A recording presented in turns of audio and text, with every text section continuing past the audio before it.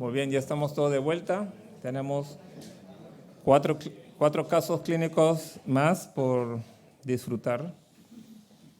Ahora le toca a Ana Sofía Araujo, que nos va a hablar su... Está. Bienvenida.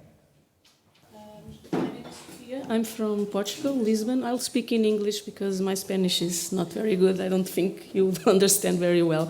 So, if you speak in Portuguese, I could understand. I can.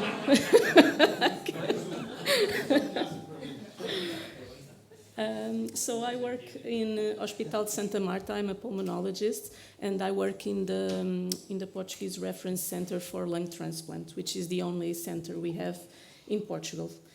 And so I'll bring you a particular case of using Alpha-1 Antitripsina reposition therapy after lung transplant in a particular patient. So for a small introduction, the transplants for these patients accounts for approximately 5% of all lung transplants, and we don't have any studies addressed the potential benefits of using Alpha-1 antiproteinase inhibitor replacement in post-transplant. So I bring you a case of where we use this kind of therapy. This is the patient characteristics. At age of diagnosis was 51 years old. He was obese with a BMI of 31. His smoking status was an ex-smoker since 2014, which was the age that he had the diagnosis, and he had estimated package years of 40 packs year. So other comorbidities, he had arterial hypertension. At the time of diagnosis, his level of alpha-1 antitrypsin was 41 milligrams per deciliter, and the FEV1 at diagnosis was 37%, already very, very low. The genetics test done was PMZ in 2014, and he started bronchodilators and inhaled CT. Since then, he continued to aggravate his clinical condition. He started OLD in 2015. His FEV1 was 17% in 2017. And at this year, he was referred to a DAT reference center. There, he repeated the genetic test, completed, and the phenotype was a P-Lowell-Z. He started reposition therapy, although the small FEV1 he had, and at the same time he was referred to our lung transplant center in 2018 with the age of 55 years old. He had all the conditions to be included in lists, although he was obese and he still had to do some tests. So he was, I'm sorry.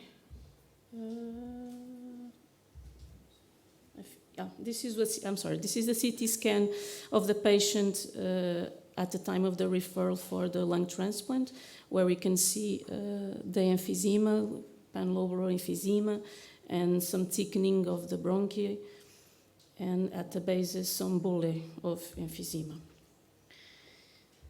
So at the time of the lung transplant, it was in 2022, so this year, he was submitted to sequential double lung transplant with ECMO. We did under ECMO because the patient had pulmonary hypertension.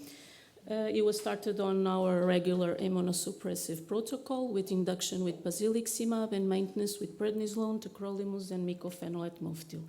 We also started empiric antibiotics with piperacillin tazobactam. This on the right or on your left, you see the X-ray before the lung transplant, and this is the immediate post-lung transplant X-ray. So we have a few problems after the lung transplant.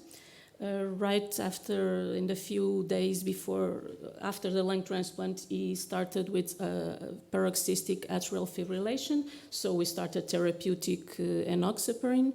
And on day 15, he had to go again to surgery because he had hemothorax.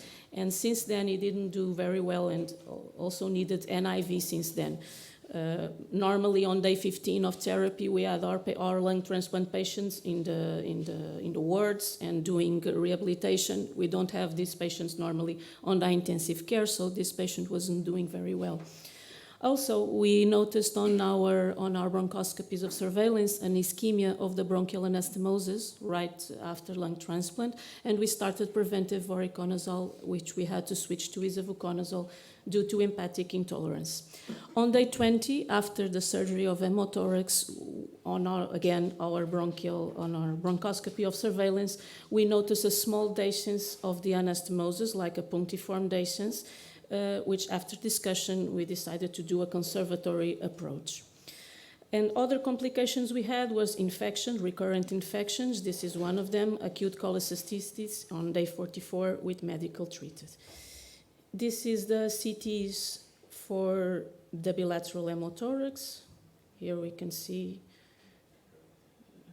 it was impressive, and on this one, the parenchymal of the patient. This was on the beginning of April, which already around a month of lung transplant. And this one is the CT of the bronchial anastomosis dehiscence. I don't have the bronchoscopy images because we don't have a way of capture the images. But we can see here on the bronchial, we'll start to see here the dehiscence and the pneumothorax. Although we did conservatory approach, this was the result of the conservatory approach. Although we talked with the surgeons, they didn't want to operate again because the patient had already been under surgery because of the hemothorax.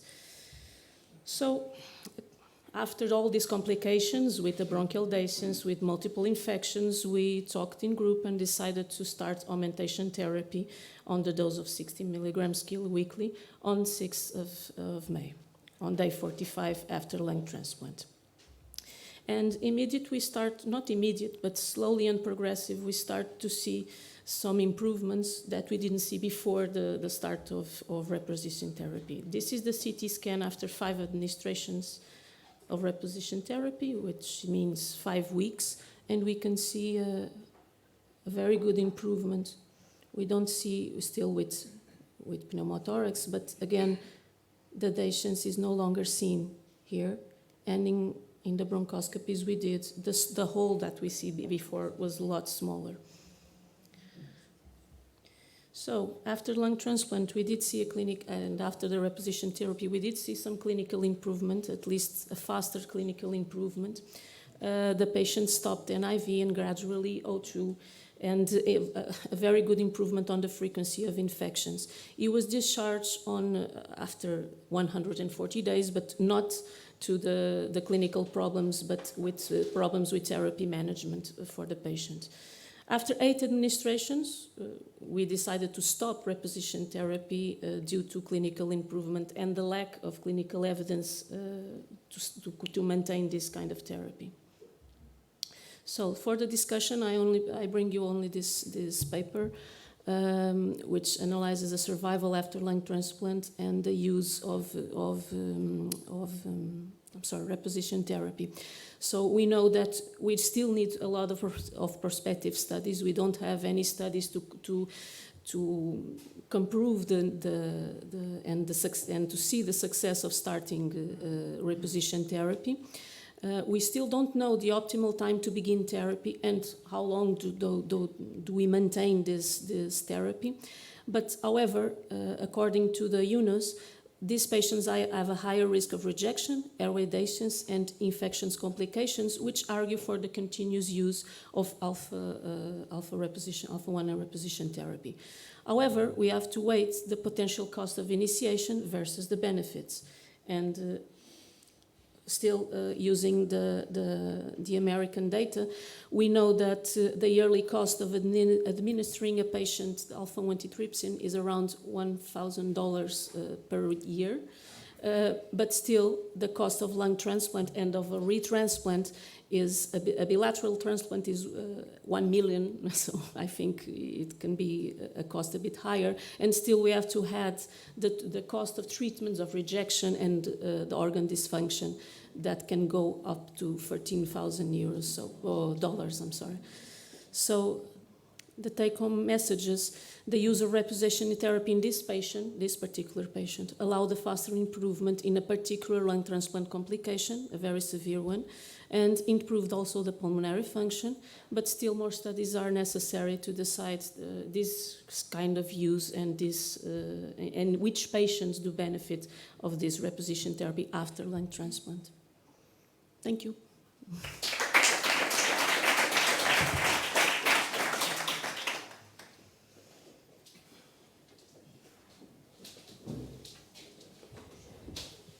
What happened to your patient after you stopped the replacement therapy? He's still well. He's already at home. The only problem he has is that he doesn't know very well to manage the medications, but it's a problem, a big problem. But he's doing well. No more infections after, and the pulmonary function evolved well. Well, it's interesting, just like George's case, that they decide to give give the patient Alpha-1 antitrypsin with the bronchiectasis, well, a lot of infections. So I'm curious to know, what kind of discussion did you all have about that? Well, usually, that's what I think when I see anyone that has changed the transplant, they're not going to need any Alpha-1 antitrypsin therapy, because now they have new lungs, no smoking, yeah? And then you have here exactly the other way around, yeah? Receiving Alpha-1 antitrypsin. What was the discussion you all had to decide about giving this patient Alpha-1 antitrypsin? It's interesting. I'm not questioning. I just want to know what. So we know that Alpha-1 antitrypsin is a molecule that has an important role in the immunological cascade. Okay, so we also have studies that show that Alpha-1 antitrypsin given to patients with no deficiency after lung transplant can reduce the early dysfunction. And that was an important point. Also, the role it has on infections, because we also know there are some studies with, for instance, bronchiectasis that uses Alpha-1 antitrypsin reposition therapy and reduces the infections. So that was one of the problems we had. That was the recurrent infections, and using all that data, we started and. Because we watched the patient and we see that wasn't going well, so he was probably going to die. So of the infection, of the sedation, something was going to happen to that patient. So it was a kind of a leap of faith using those papers also, but to try to get the patient better. Were you expecting that just after 8 reposition doses, you were going to get this kind of a response? No. No, because because we don't have any experience, but we didn't know what to expect. But we know we already had patients with sedation of the anastomosis, and normally it doesn't go well. And see this kind of recovery so fast, we weren't expecting that. So. That's good, interesting.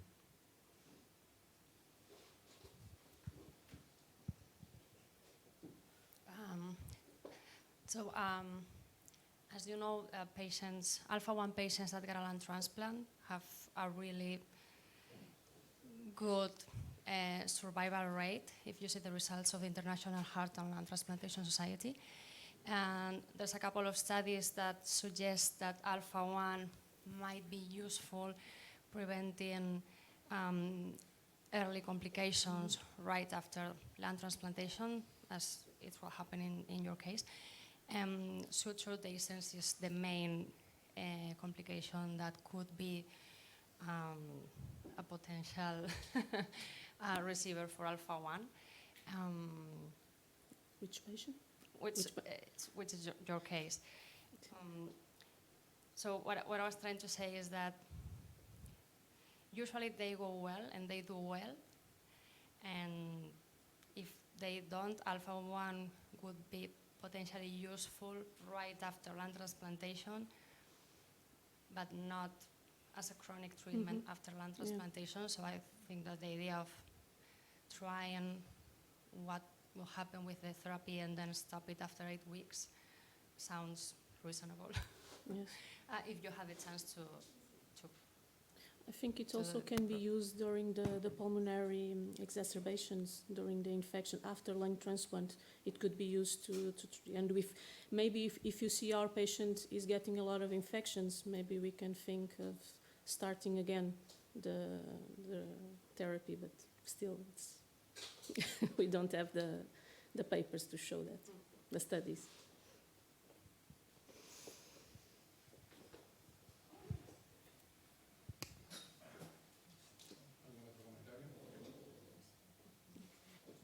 Yeah, I was going to say Alpha-1 is a potent anti-rejection protein. We know that from animal studies. Pancreas replacement, kidney replacement, even lung transplant in animals.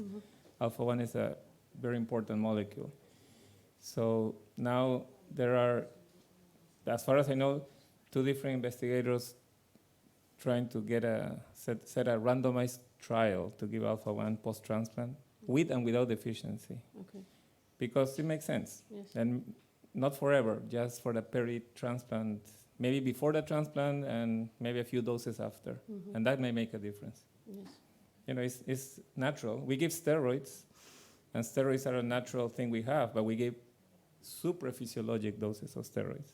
Why not give a supraphysiologic dose of alpha, shut all the inflammation down and improve survival, maybe. Yes, I think So that's it makes sense. Thank you. Is this trial going to be only to deficient patient or to anyone? It makes sense for anybody. As a steroid, instead of giving steroids, we give alpha. It will be more physiologic, maybe. So we'll see what the future says.